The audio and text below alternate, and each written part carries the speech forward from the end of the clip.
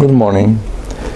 Today I'd like to talk, let's say a brief talk about the mass media manipulation and the results of this manipulation on the political control.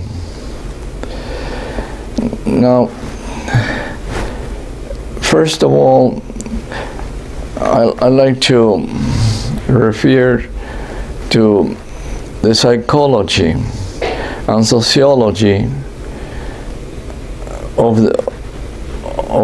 the masses and how are they run. Now, from the socialist perspective, I have to refer to the late Soviet Union, where the manipulation was done mostly through the authoritarian forces of the Communist Party, and they were led by very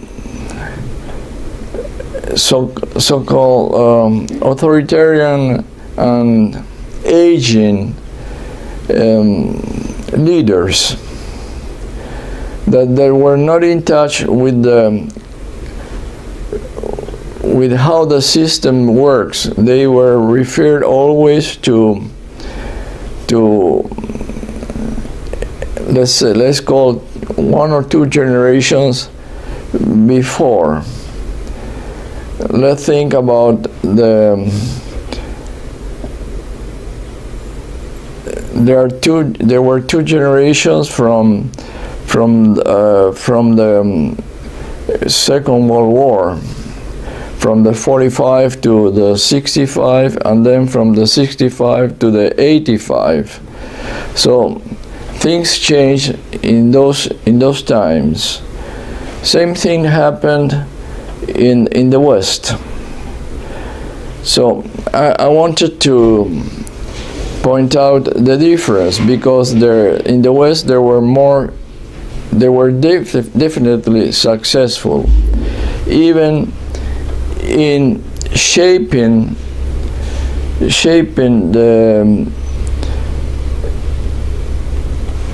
desires of the Soviet people. Now, which is very important to their collapse of the communist rule in a socialist country. I always like to refer as a socialist country led by the Communist Party. Now, if we'll go to the West, which prevail in that psychological type of warfare, we always have to think about the psychoanalysis description by Freud, and then of course by Lacan and by Jung mainly, and the crowd behaviors. They were studied by Le Bon and Tard. They were French, and they are valid today. So, what is important is the control of the minds and the control of psychologically,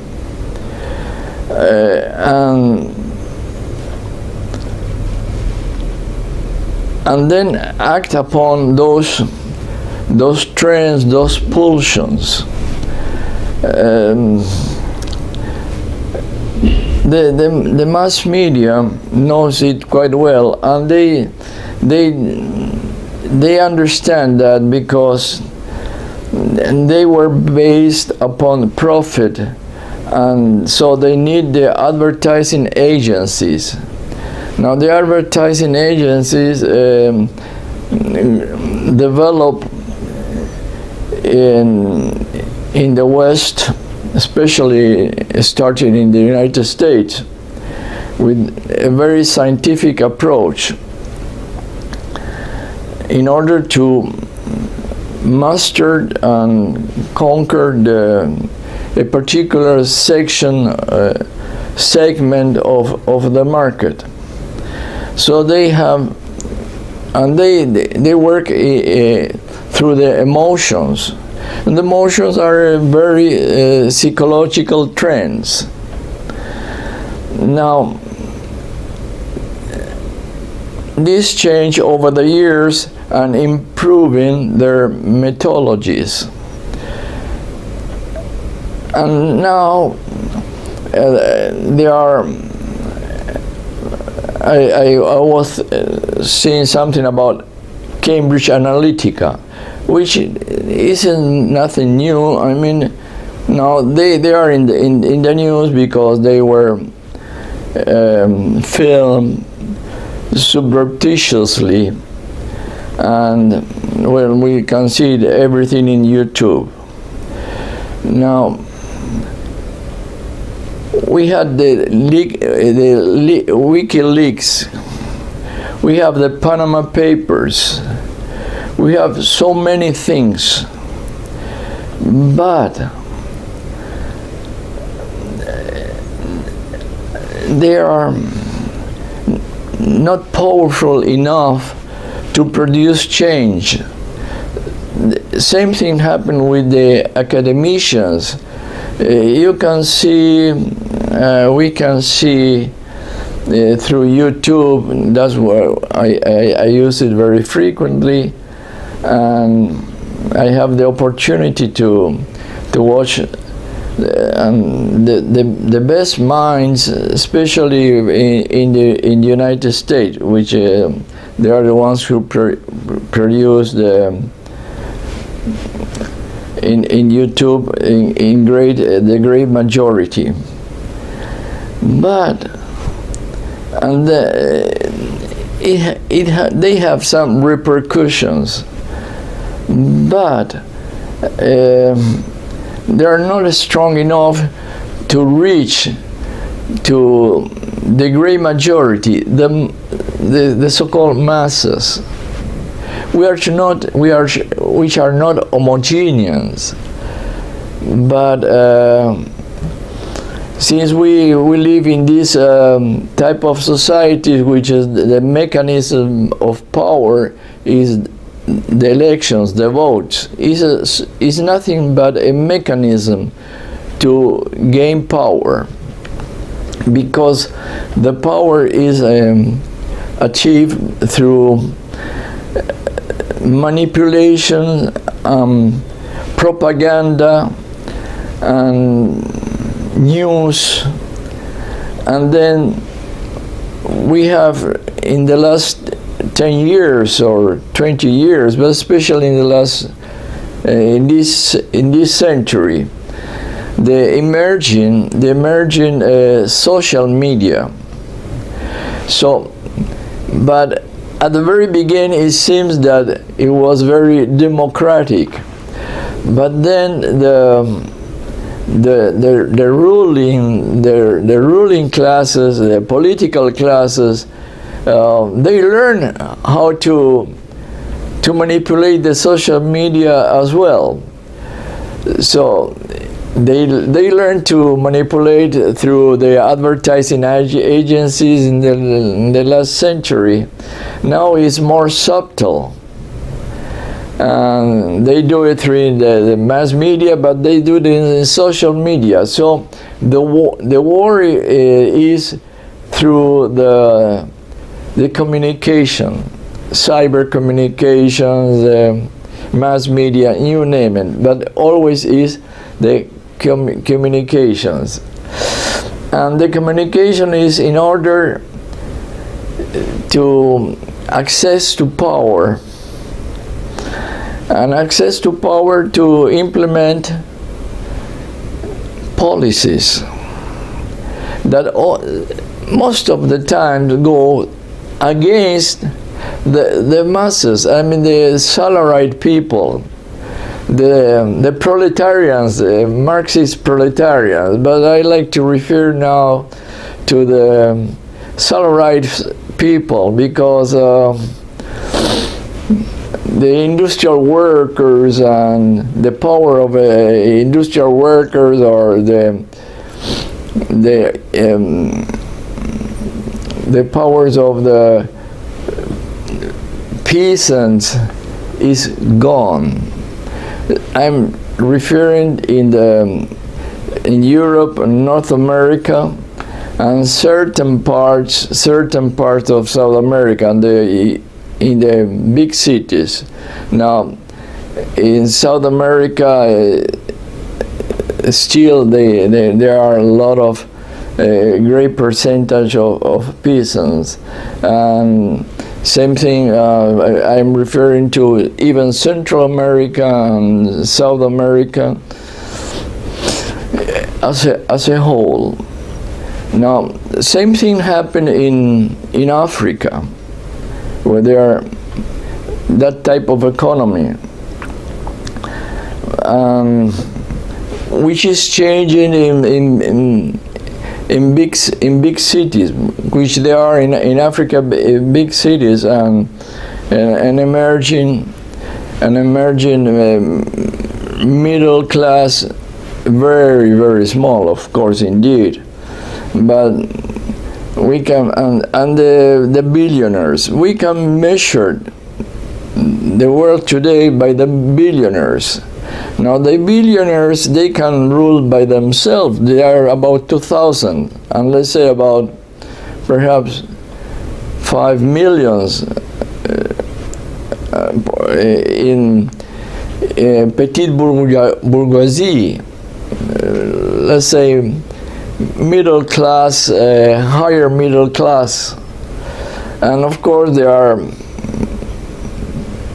I think they read something about 10,000 or 20,000. Doesn't make much difference, even if there are 100,000 of capitalists who happen to have less than $1 billion.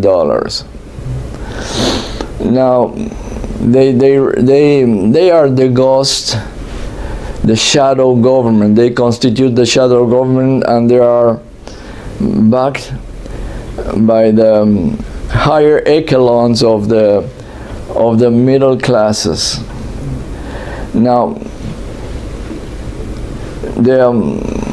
since most of the people are allowed to vote, so they have to manipulate the masses, which are the less educated. But even the educated are well manipulated by the media. So in order to sell, let's say, cars, very expensive cars, and yachts, apartments, so they are manipulated as well. So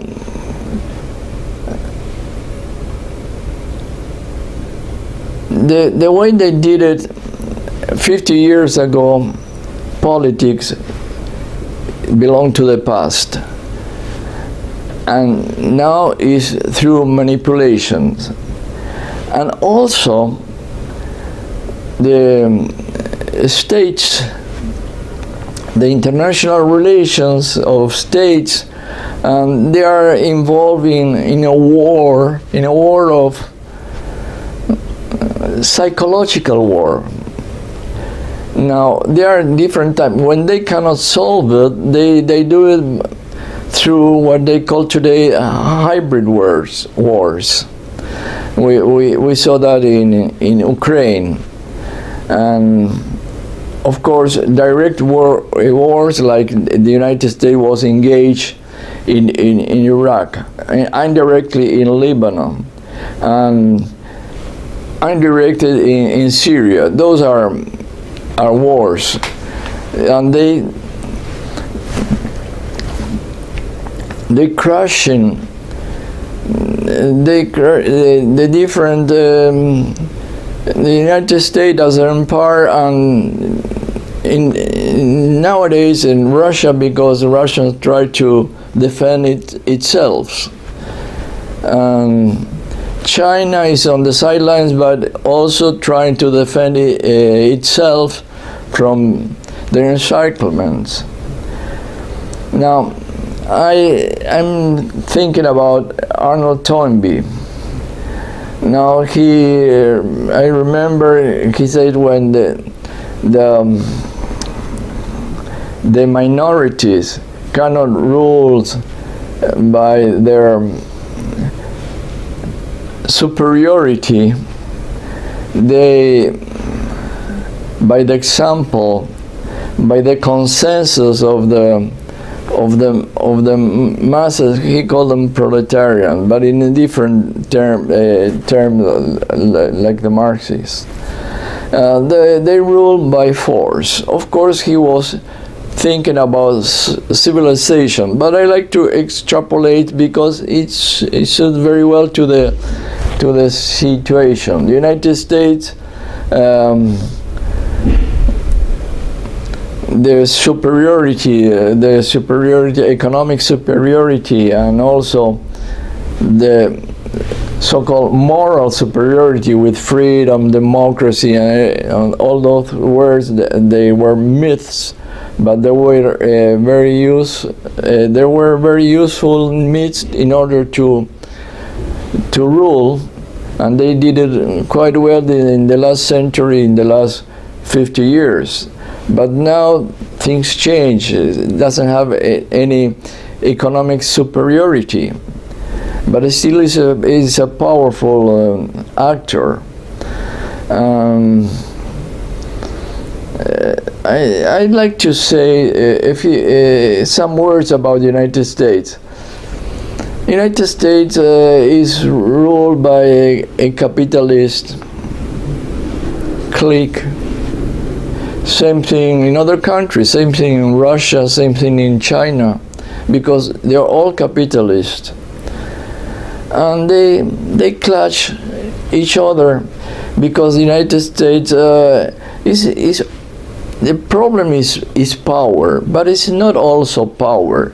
The power is to control, of course, but the subtraction is economy. Because without a strong economy, you can have power to rule beyond your borders.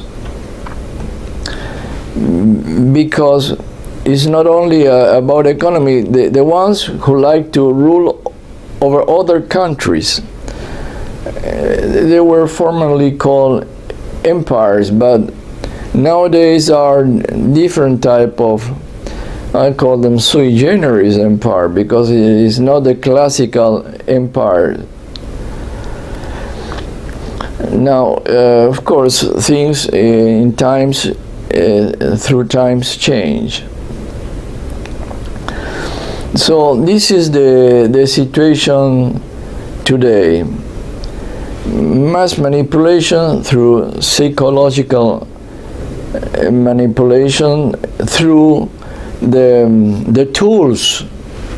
The tools are the cyber warfare, mass media, social media. Those are tools, and they are employed. And also the emerging organizations, even through warfare, so-called security organizations, and there are so many, and those organizations operate internationally, and they are employed all by the states, so they do sometimes the dirty work, and that's the world we live in. And we'll see what's coming on, which will be the results. But it's difficult to forecast. But I think this type of war will go on because the way to rule is through manipulations, and the only ones who can control and rules are the politicals, the political class, which are sometimes, most of the time, are representing the rich and powerful. And the rich and powerful are the owners of corporations, big corporations, medium corporations, all kinds of them. And that's capitalism, 21st century. Financial capitalism and trade capitalism is capitalism. And how long will last is very difficult to forecast. But there are the professional forecasters, and anyone can go and watch them. Who can predict the future? Now, this is the way people behave, and that's the way people are, and that's the way we are. Hoping that the rule of laws may be better, maybe improve. They improve in certain degree when the ethical and moral levels of the critical mass are in higher echelons. There are very few countries, perhaps 10% of the total. There are about 200 countries in the world. There are a little less. I like to round up the numbers. So let's say the 10%, there are about 20 perhaps. Probably the Scandinavian countries, they were on top of the list most of the time. They're changing too. They're not perfect too. So we're not perfect. They are better off than the bottom, the country of the bottom of the list, of course. Lots better. Even in comparison with the country where I'm living, which is Argentina, which is roughly most of the time in 50s and 45, 60 position of the index, the multiple index that we have available, and which are very interesting to have to see a pattern of behavior of different societies under the global system. Well, this is my brief talk of today. Thank you.